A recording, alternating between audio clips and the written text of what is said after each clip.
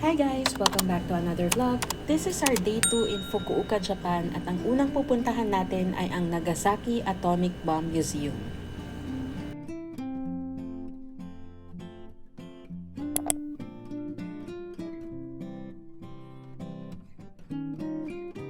So ayan guys, nagbaon kami ng ice sa tumbler namin and then mostly bumibili kami ng drinks namin sa mga vento machines in Japan. Then we started our way na going to Nagasaki. It's a 2-hour travel time from Hakata Station and kailangan nyo mag-bullet train. So explain ko lang guys, yung North Kyushu Pass na kinuha namin sa Klook, it costs around 4,500 pesos each. But kung i-compare nyo siya sa regular single tickets ng bullet trains, one way to Nagasaki costs 2,000 pesos. So 4,000 pesos ang magiging balikan nyo na fare from Hakata Station.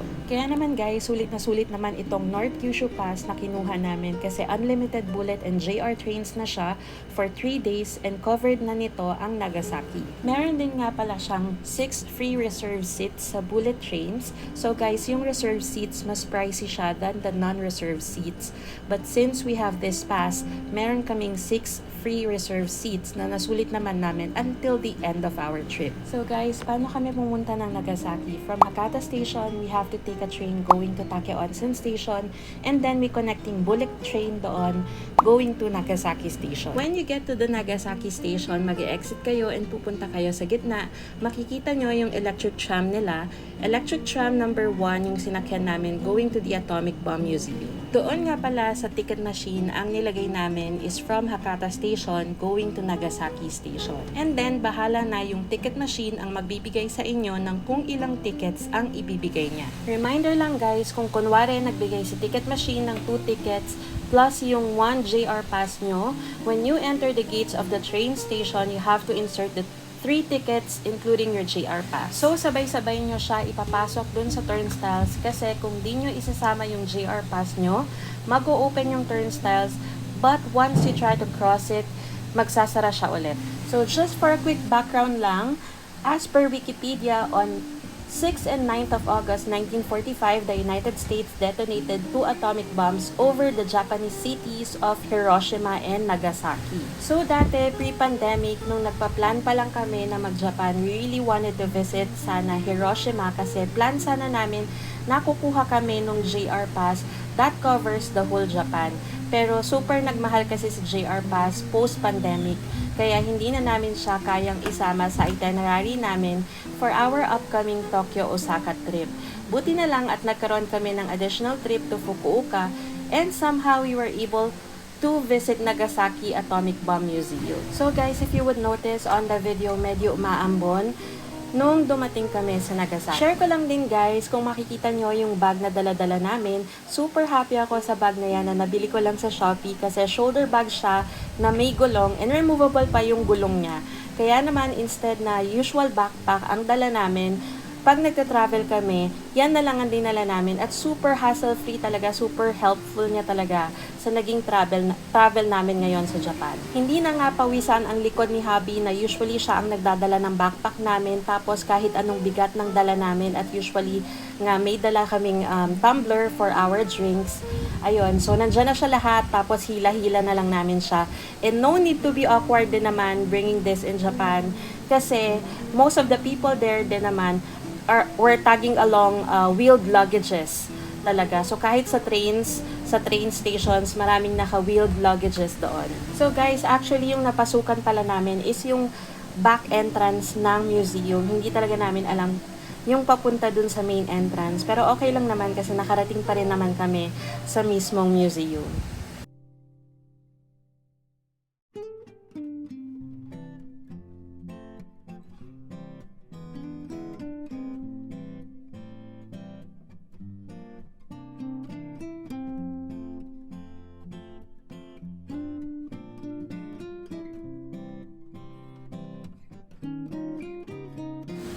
Guys, we paid nga pala 200 yen or 75 pesos for the locker for our bag.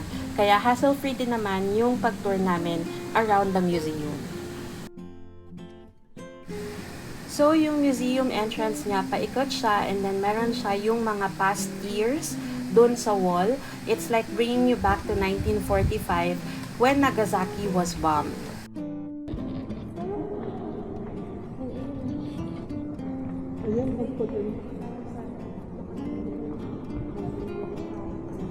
We're going back to the atomic bomb. When was it? 1985. This is the best year. Really.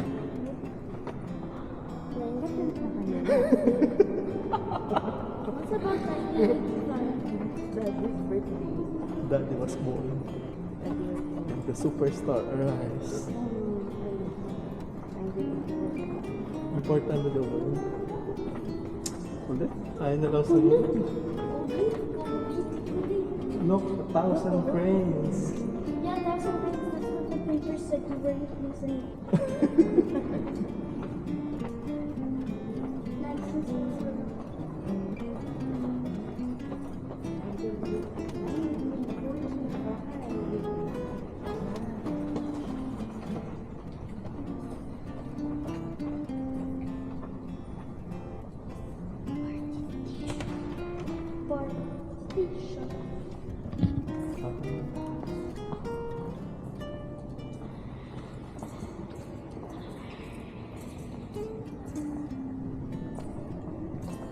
Oh, ganda.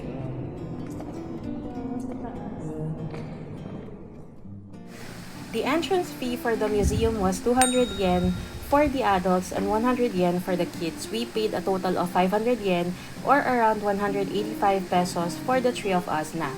Then we also paid 314 yen for 2 audio tours for me and my son, which is around 116 pesos. Pag mga historic museums like this, I would definitely suggest to get the audio tour. Dun sa mga makikita nyong items sa museums, may number doon. You have to key in the number and press the play button, then it will start to explain what the item is. Although, meron din naman yung naka-display na descriptions nung items, pero in some items, may mga additional infos dun sa audio tour. So, the very first item you would see is yung deformed clock na nakuha nila after the bombing.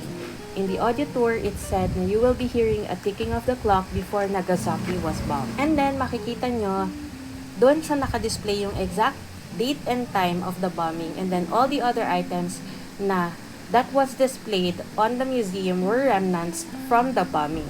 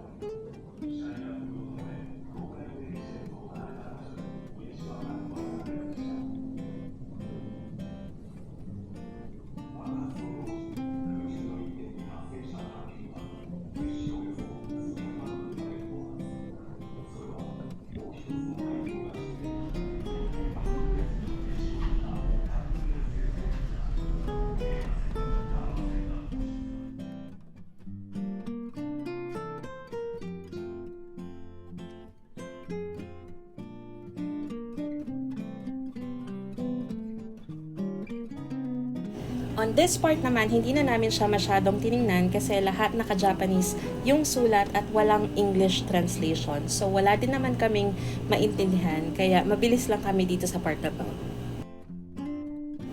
So what the whole museum shows lang naman is kung ano ang itsura nung Nagasaki before and after the bombing, the effects of the radiation to the people of Nagasaki, kung paano nabuo yung bomb, and the people behind it, at kung ano ang components ng atomic bomb.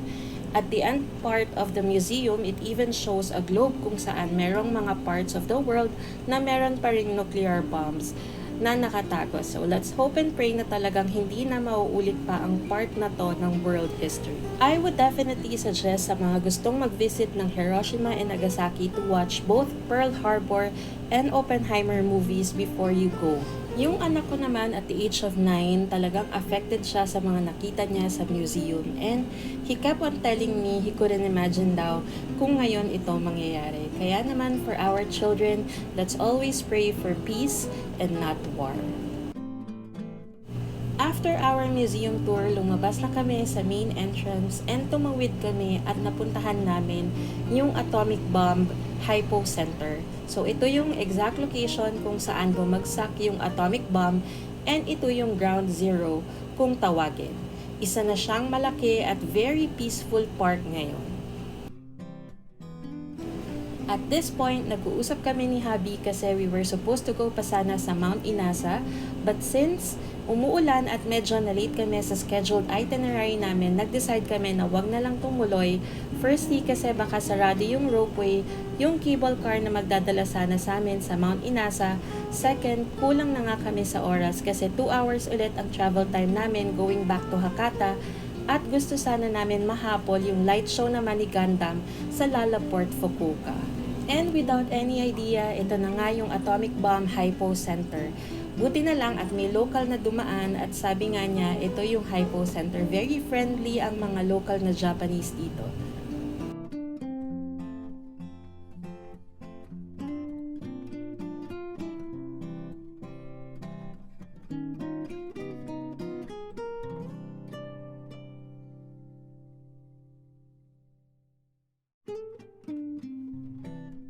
At this point, I was telling my son how lucky he is to be able to visit the exact place where the atomic bomb was dropped.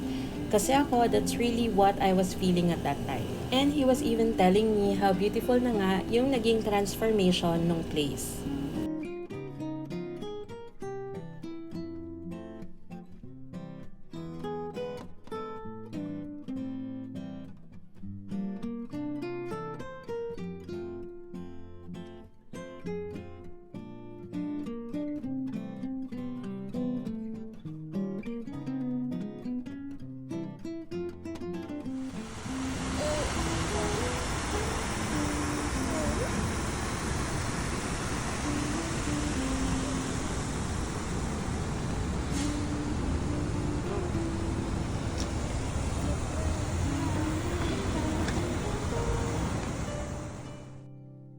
After the Hypo Center, sumakay na ulit kami ng tram going back to Nagasaki Station.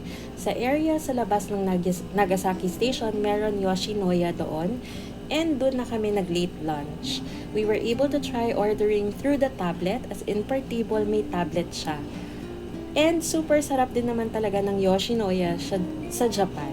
My son ordered karage, I ordered a cheese gyudon, and my husband ordered a set meal. And the total of our lunch was 2,399 yen or 890 pesos.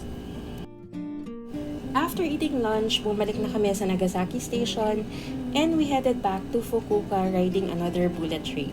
That's it for this video, guys. Thanks again for watching and see you again on the next vlog.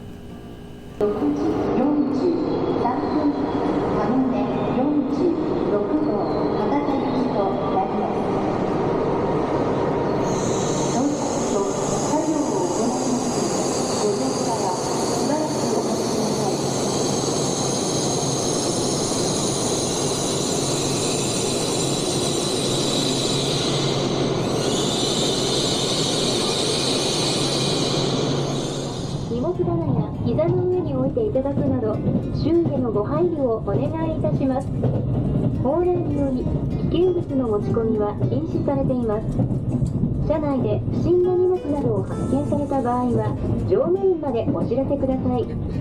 また危険な行為を発